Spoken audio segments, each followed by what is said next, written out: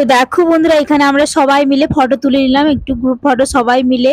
তো দেখো এখানে, তারপর আমরা এবার দেখো প্রকাশ দাদের মানে দাদার যে বিয়ে বাড়িতে গেছিলাম, রিসেপশনে, সরি। তো দাদার বাড়িটা দেখাচ্ছি, এটা হচ্ছে ফার্স্ট ফ্লোর, মানে একতলা, যেটা ফার্স্ট ফ্লোর যেটা।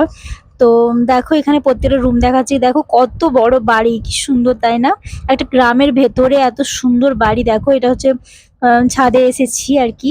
তো দেখো এখান থেকে না মানে চাষ জমি দেখা যাচ্ছে, কত সুন্দর জানো।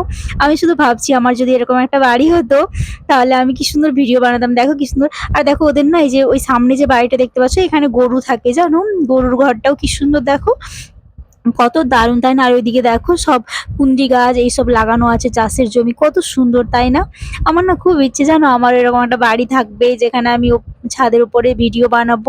আমার এরকম ছাদ নেই জানো, জানি না ভগবান কবে আমাকে সেই সুযোগটা দেবেন করার, মানে পারবো জানি না।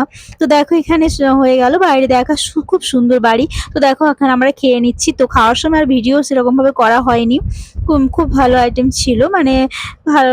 তাই খাওয়া দাওয়া কমপ্লিট হয়ে গেল। এখানে দেখো সবাই মিলে আমরা খেতে বসেছি একদম শেষে জানো, আমাদের এত দেরি হয়ে গেছিল আসতে, কি বলবো, সবার শেষে খেতে বসেছি আমরা, মানে একদম কি বলবো, ওদের সাথে ভালোই হয়েছে, ওদের সাথে খেতে বসেছি, মানে প্রকাশদার মন্দিরে দেখো পেছনে ওরা বসেছে আর কি।